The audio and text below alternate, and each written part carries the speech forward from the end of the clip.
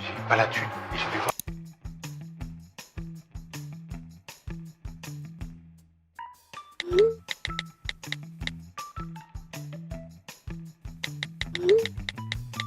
Ah, Vincent, c'était possible. Viens là.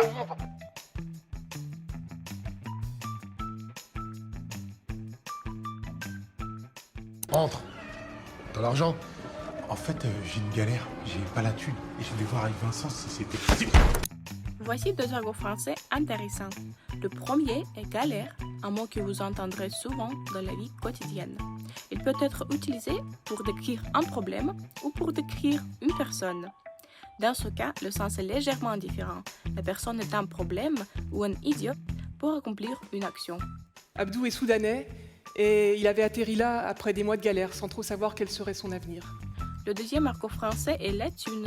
C'est tout simplement l'argot pour l'argent. Un groupe de hip-hop qui voulait tout brûler et ramasser de la thune. Du tout, d'accord? Tu me reposes et je vous explique comment faire de l'oseille. Beaucoup d'oseille.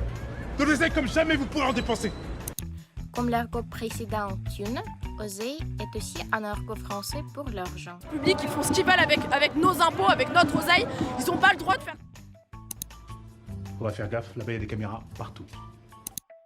Faire gaffe est un argot populaire français qui signifie faire attention ou être prudent. Alors attention, un drone c'est vraiment pas un jouet, donc faut faire gaffe à où on l'utilise. Les enchères commencent, puis vous allez au vestiaire. Là, Vincent et Kevin, vous piquez la tenue des gardes. Vous en aurez besoin pour après. L'argot piqué est ambigu, mais en dessin, c'est voler quelque chose à quelqu'un. Mener la lutte de classe, c'est pas mieux répartir la valeur capitaliste. Piquer l'argent dans les poches du patronat. Là-bas, il n'y a toujours qu'un seul gars et il est toujours à l'ouest. L'expression française « être à l'ouest » signifie littéralement « être à l'ouest », mais l'autre sens est d'être rêveur ou confus. Il signifie que le gouvernement est complètement à l'ouest, quoi. Il ne sait même plus ce qu'il fait. 25 ans que je me plante. Le verbe « planter » signifie d'abord planter une plante, mais lorsque vous vous plantez vous-même, cela signifie que vous avez tort. Ou que je me plante dans un make-up. Bon, c'est tata pour moi. C'est un joli argot pour tante. Une façon plus mignonne serait tata. Tata, il a écrit quoi là?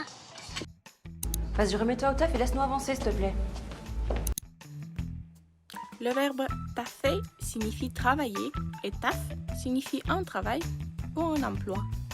Il fait un taf vraiment formidable et sur sa chaîne YouTube. C'est pas parce qu'on couche plus ensemble que je suis plus ton poteau. Façon amusante de dire copain en français, c'est une variante de pote.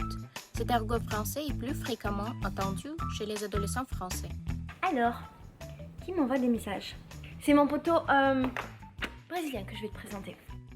Les gars, on a chopé la camionnette à Port-de-Pantin, on fonce. C'est un argot français qui a plusieurs significations. Ici, c'est attraper un objet ou une personne. Elle ne parle pas, elle se déplace à quatre pattes, mais court hyper vite, nage super bien, adore monter aux arbres et chope les lapins et les bouffe tout. Mais ils avaient picolé vos témoins ou quoi? Picoler est un verbe d'argot français qui désigne le fait de boire de l'alcool. Et les Uber c'est bien, t'as vu, parce que voilà, des fois t'es trop loin, t'es un peu picoleur, un truc comme ça faut pas prendre le volant. J'en pense qu'il y a un truc super chelou. Chelou est la version verlan de louche. Cela signifie bizarre ou très étrange. La modération humaine produit aussi des résultats assez chelous. Merci beaucoup Vicky pour ton aide. À la prochaine. De rien, Sacha. Salut!